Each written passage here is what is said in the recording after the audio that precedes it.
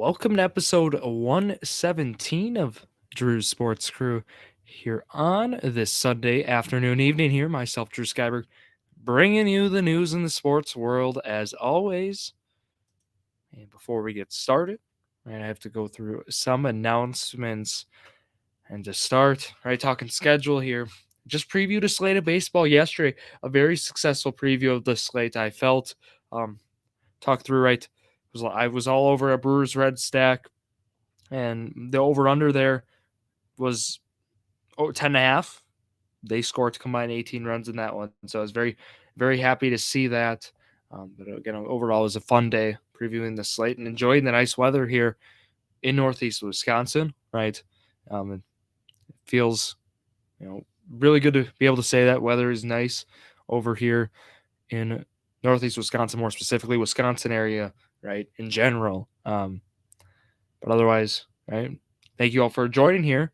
So want to get started here, and we're going to be talking through today the Eastern Wisconsin Conference. We'll be going through the playoffs. How has that gone, right? And whether we're looking at baseball, softball, or girls soccer, we're going to be looking at those three, highlighting kind of how those have gone so far, what teams are still in it. We'll talk about how an EWC team an EWC team's season came to an end last week. We'll also be talking through baseball. We have a team that won regionals, and we'll be talking about in girls soccer more specifically, right? A team that's absolutely dominated so far in their competition. Then we're going to move over. We'll talk the Milwaukee Brewers. How did Week 10 go? I talked about yesterday already about how a Brewers Red stack was a winner, but the Brewers were also winners too. So on a more, team-friendly note, Brewers win. They win again today. Right, I'm recording here after the game on Sunday. And then we have an interesting schedule for Week 11. I'll be discussing that later in the episode. So with that, let's get started here. We're going to go right away here to girls softball will start, and we'll start with that EWC. Of course, still will be highlighting those games here. We're going to go to D4 on that. We're just going to look kind of what teams have made it there. And we have no updates in D4 in terms of teams that are EWC relevant, but we do know that Iola Scandinavia is your D4 champion in Section 2. So they did make it to state, right? And we're already at that point in softball. We're getting there in baseball. But if we go to D3, we'll go over there, and that's where we'll find right now. Last week, we had New Holstein, right? We talked about this game last week. New Holstein, number one New Holstein, squared off against number 3 Mishicot. That game was at New Holstein. That was last Tuesday. That was at, again, 5 p.m. Mishicot won that one, bringing New Holstein's, I'm going to say it, New Holstein's historic season coming in. I mean, it was really a historic season for the New Holstein Huskies, how they performed. The 1 seed, I talked about that historic run differential. So definitely, a great, incredible season for the New Holstein Huskies. Unfortunate how it ends here, but Mishicot wins that one 7-5. And with that, they squared off against number 1 Peshtigo. That was at the Orby Jones Sports Complex in Gillette. And Mishicot won that one 6-0. Mishicot makes it to stay as the 3 seed. And they did get the 2 seed then overall in D3. So keep that in mind. Congrats to Mishicot on making it to state here in D3. But they were the last, that was the last EWC team left in softball. So the EWC softball season came to an end. And now we just have state there for that. So congratulations to the softball teams. We'll be going through all conference teams once I get a hold of that information. Plan to go through it for girls soccer, softball, and baseball. We'll do that all next week on episode 118. So looking through it, though, we're going to go next to baseball. We'll talk about what's going on there. The other 2 seasons, other 2 sports, we do have some EWC teams left. To start, we're going to go again. We'll go right to Division 2. That's where we'll find Chilton. How did they perform? So originally we were like, okay, they're going to be playing Wapaka. And what was interesting here, number 1 Chilton against number 8 Wapaka. Chilton wins 2-1, a close one there. in that first round. Number 8, Wapaka puts up a phenomenal fight there as an 8 seed. They also beat number 9 Sheboygan Falls 11-1 and 6. So it almost feels, Chilton might have got a little unlucky. I feel like Wapaka might have been a little undervalued, and they do get the 8 seed. They did get that 8 seed, but they put up a fight in that first game against Chilton. Chilton then squares off. They played again the winner of Campbellsport, Fox Valley Lutheran, and the winner of that game was Campbellsport, number 5 Campbellsport. So Chilton and number 5 Campbellsport squared off Wednesday, May 31st at Chilton, and Chilton won that one with ease 6-0. So next we go. They win regionals. However, we have Tuesday, June 6th, 2 days from now, or whenever you're listening, Tuesday, June 6th, we have number 1 Chilton squaring off against number 2 Waupun at Winneconne High School. This game's at 1 o'clock. 1 o'clock on a Tuesday is where we're going to see Winneconne High School be the host of this matchup between Chilton and Waupun. So monitoring that right now. On the top, though, of this, the winner is going to play a really, really talented number 1 Denmark team, right? We know Denmark. When you think of Denmark High School, you think of basketball a little, but you for sure think about baseball, for sure, with Denmark. And a tough, they're going to be a tough team to beat. But they got to play number 2 Notre Dame first. That game is at 10 o'clock at Winneconne on Tuesday. They actually do like doubleheaders, I believe, but they do it all Tuesday, June 6th, the sectionals. So they do 2 games the same day, I thought, or they'll do it. Yeah, because the winner will play at 4 o'clock. So actually what's going to happen is, Chilton, they win. They got to play right after, play a whole nother game of baseball. So it's interesting how it works out, but certainly doable for the Chilton Tigers. They're in Division 2. So just monitoring them being there. We did have an upset I also want to touch on that actually doesn't really, it kind of ties in because we have 2 upsets I want to talk about, I should add. But the first upset, not involving EWC, number 8 Auburndale played number 1 Coleman. These 8-1 matchups have been tough. And you'll see where I'm going with this. Number 8 Auburndale beats number 1 Coleman 7-5. They beat number 4 Wittenberg Bermanwood 8-5. Currently, number 8 Auburndale is playing. They won regionals. They're in the sectional semis.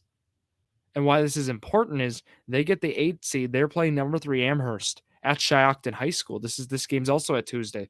They're doing doubleheaders there as well. Whereas that's the standard how they do baseball. They do doubleheaders. So we'll know the state teams by the end of the day, Tuesday, looks like. But where we're going with this, number 8 New Holstein. They play that Lord's Academy co-op we were talking about. They beat them 7-1. Number 8 New Holstein then has got to go play number 1 Kewanee at Kewanee. This happened last Tuesday. They win this one. They upset the number 1 seed Kewanee at Kewanee. They win 7-5 in 11 innings. They win that one. Then they got to play number 4 Mishicot, right? Mishicot, very good team in baseball and softball, right? And in this one, they beat number 4 Mishicot. They beat them 3-1. So right now we have New Holstein, the 8 seed, representing the EWC. They're making it also 2 sectionals. So we have New Holstein, Chilton, and number 2 Kiel. We'll get to that one right now. So we talked Brilliant and Kiel squaring off. Last week was the matchup. Kiel wins that one 6-3. But then it was either number 6 Howard's Grove or number 3 Southern Door. And Southern Door wins that one in 15-5. So we have Southern Door, the 3 seed, have to go to Kiel to play number 2 Kiel. Kiel wins that 3-0. We now have an EWC matchup in the sectional semifinals. Why this is exciting, we have, unfortunately, it would have been cooler if Chilton ended up being in the same division. What if Chilton was on the top and it was like, okay, 3 of the 4 teams are EWC teams in sectionals. That would have been, you got some pretty good odds to have an EWC team make it, but I really like it here. New Holstein or Kiel, the winner of that one. We for sure have an EWC team in the sectional finals. We could have 2 EWC teams barring a Chilton win in the sectional finals. So the EWC is holding up very strong in baseball. very good to see. And that was kind of what I wanted to touch on the baseball side. Let's go to girls soccer. So going to girls soccer, we'll talk about what's going on with number one Kiel. Right, we'll talk about how the other teams are doing as well, but let's actually go through the matchups first, like that have all happened. So we'll start down in the bracket, sectional 2, division 4. Down the bottom right, we had Valders. We talked about against Lords Academy Valley Christian, that co-op again. Valley Christian, Lords Academy, that co-op wins 6-0. Then they play the winner of New Holstein, Sturgeon Bay, where New Holstein, the 10th seed, they upset. What's up with New Holstein upsets here in baseball and girls soccer? Number 10 New Holstein wins. They get their second upset. They beat number 7 Sturgeon Bay 1-0, and then Lords Academy Valley Christian unfortunately ends their season 4-0 win for them. But then we also had again Roncalli. They unfortunately lost 10-0 to Howard's Grove, the 3 seed. And then Howard's Grove played Elkhart Lake Glambula, and then that game actually ended in a shootout. So noting that. Then we have to talk about what's going on with Kiel up in the top right. So Kiel, right? We talked they squared off first against Clintonville. I have the final here as 15-0 is what was reported. So Kiel wins 15-0 in girls soccer in that first round. Then they play number 8 St. Mary Catholic. They win that one 10-0. So far Kiel has outscored their opponents 25-0 in girls soccer. Yep, I read those right. So talk about a stat of the week. There you go. I mean, there's nothing else to say about that. It's crazy. But having number 1 Kiel now, they're squaring off against number 5 Sheboygan Lutheran, Sheboygan Christian, another co-op. And this game will be held at Kiel. This is this Thursday, though, right? I mean, Kiel's busy. They got Tuesday, they got baseball sectionals. And Thursday now they got at Kiel, 7 o'clock is this one. So it's a 1-5 game. The winner of that game is going to be playing at St. Mary Catholic against either Elkhart Lake Glambula or the Elkhart Lake Glambula or Lords Academy Valley Christian. So monitoring that for girls soccer. And then we're also just kind of take a peek looking at where Sheboygan Falls has ended up too. Their season unfortunately ends as number 11 Denmark beat number 6 Sheboygan Falls. They beat them 2-1. So there's your update on your EWC teams in the spring sports. Again, we want to wish New Holstein and Chilton and Kiel good luck there for the sectional semis for baseball. And then we also want to wish Kiel good luck in girls soccer as well. Hopefully they can represent they have represented the EWC well and will continue, but hopefully they can move forward with those games, get some wins, and represent the EWC at the state tournament level, right? So that's going to wrap it up here for the EWC talk on this part of the episode. Thank you to WIAA Wisconsin. They're providing all the insight for those tournament brackets. You can check those out on their site. But now let's move to the Milwaukee Brewers. Talk about what's going on. And the prediction challenge, of course. And I had actually someone point out to me that they say I choose the Brewers to win game 1 on the road a lot. Well, again, I talk about the intuition behind making a prediction challenge and making game-by-game predictions. It's not as easy as saying, look, it's not patterns. I promise you it's not patterns.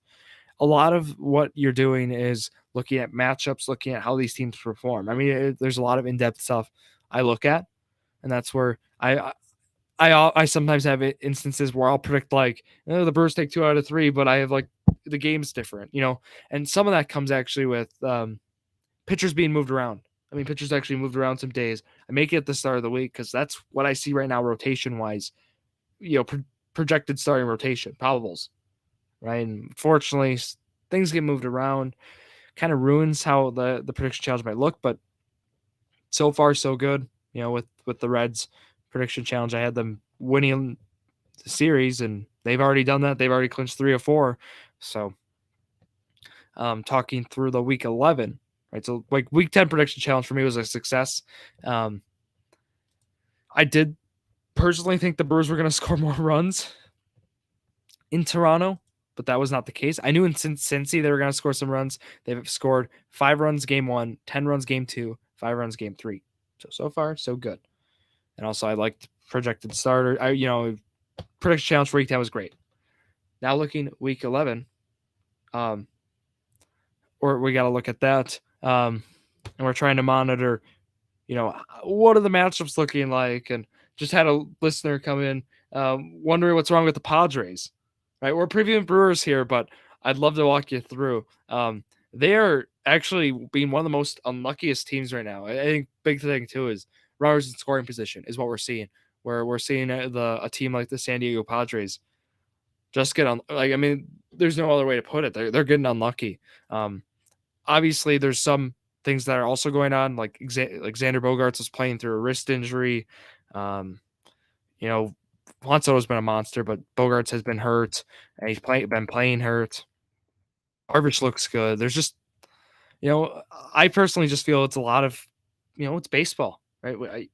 For lack of a better, reasoning, it's baseball where they're just in a funk right now. The Brewers, for example, to relate back to the Brewers currently lead Major League Baseball with players on the IL right now.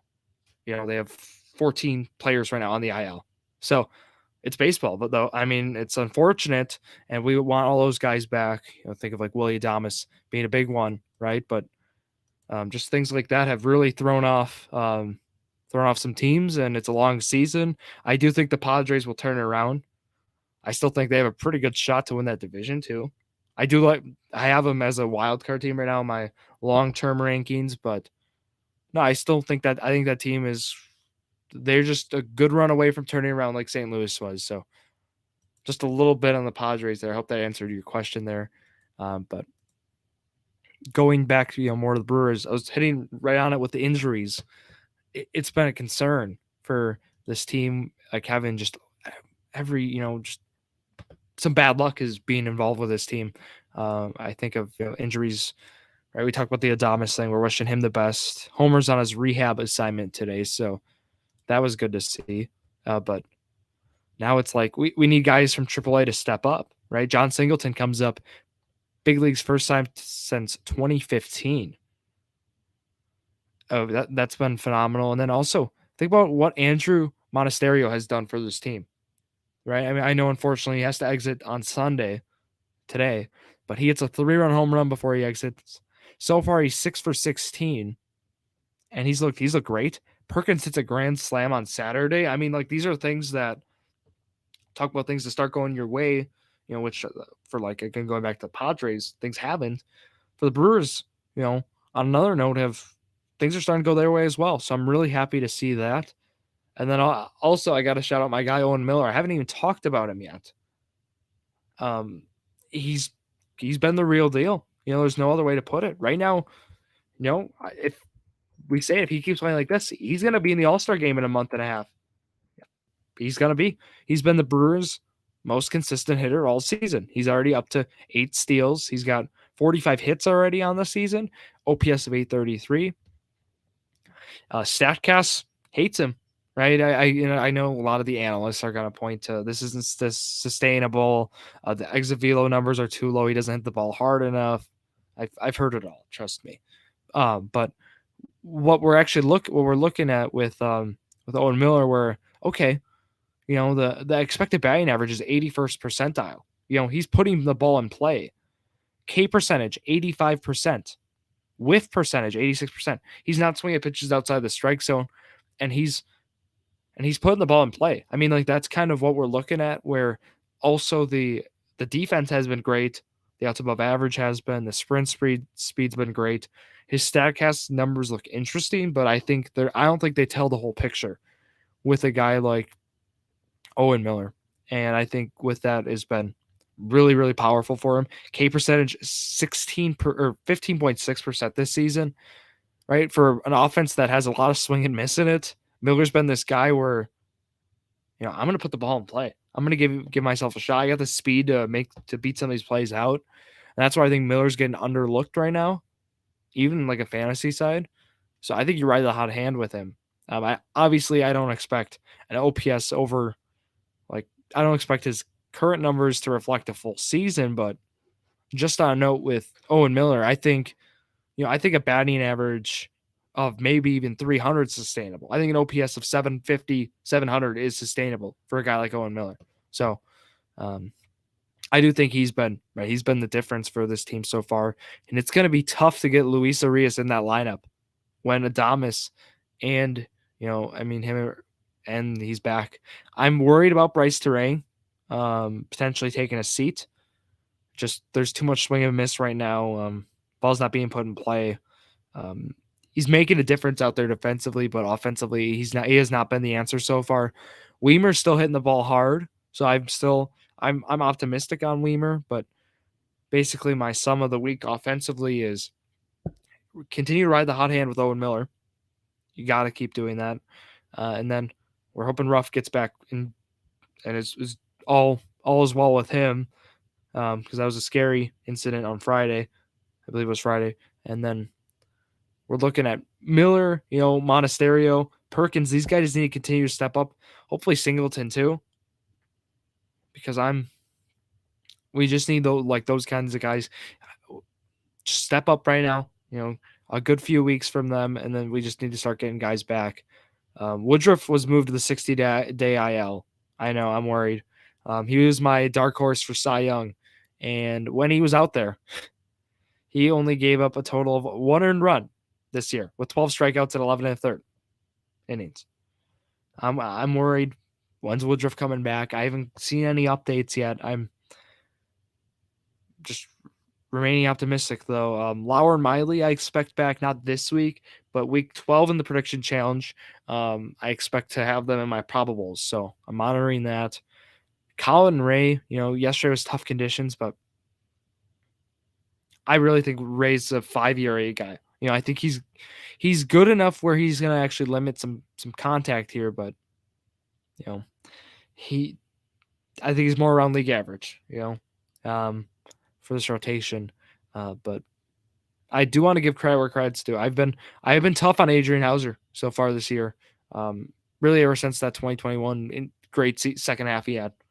Was really happy with how he did, but his 2022 was just injury riddled. Numbers weren't good. Also, I find his pitch selection pretty interesting too. I mean, his sinker has been on fire. It's been a phenomenal pitch. It worked today in Cincinnati, but the amount of times, I just feel being a right-handed hitter. I was just watching the game today.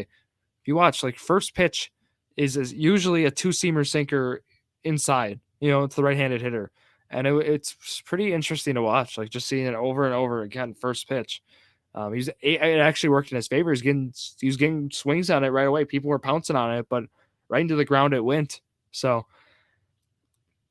really good to see from Hauser when his sinker's working like that. It's coming, but you still hit it on the ground. It was kind of what we want to see from Hauser. So on the Brewers side, I'm really happy to see what we saw from that. And then Williams will be with the Brewers in the All-Star game. Right, he'll be at All-Star weekend. It's a lock at this point with how he's performed. Looks phenomenal out there. And guys like Pyomps and Wilson are arguably deserving. I mean, I don't think they'll get in, but listen to this. Wilson is so underrated right now. Wilson right now is at 31 and a third innings pitched. For reference, guys, like, I know Lauer's now missed some time. Same with Miley, but 41, 42 innings are there at. Wilson's at 31 and third, 2.3 ERA right now. He's not obviously going to probably, with 3 saves, he's been a utility guy. Probably not going to get any recognition at the All-Star game, but we're at the point where he deserves it. Pyomps also does. And I just want to highlight both those guys, how good they've been. Also, I haven't even talked about the guy yet, Julio Teheran. He's been phenomenal, right? I mean, he should have been my headliner for the pitchers. 0.82 ERA. The swing and miss stuff is kind of there right now. And when I say kind of, although it's a poor 5 strikeouts and 11 innings, he has gotten some decent whiffs. But really forcing soft contact, guys like him and Hauser have really benefited from that. And I guess also on the position player side, I did want to touch on a few more guys. We want to see Tellez get going again. Haven't seen some home runs from him in a while. Then also Yelich is quietly hitting above average. From a WAR perspective too, he's number 2 on the team, 1.3 WAR. He actually has. So the trivia would be, who is the highest WAR on the team? Devin Williams is number 1. There's your trivia for that. But the highest position player WAR on the team, Christian Yelich, 1.3. And then Contreras at 1.2, Owen Miller at 1.1. So I just find that interesting. Corbin Burns is actually number 12, 0.6 WAR. Bryce Wilson's ahead of him by 0.1 WAR. Wins above replacement is that metric again, that stat. So just find that interesting. That was kind of my report on the Brewers. I'm not going to pencil in an exact record, but here's your schedule. I ranted about this schedule last week. It's a Friday, Saturday, Sunday, Monday 4-game set against the Reds. I think that's a terrible Friday through Monday. Oh, well, they have to get the game in. 6:10 p.m. first pitch tomorrow night in Cincinnati. Then the Brewers head back home. 6:40 p.m. on a Tuesday night, they play the Orioles. I will be in attendance at that one. I will be there cheering on the Brewers against the Orioles.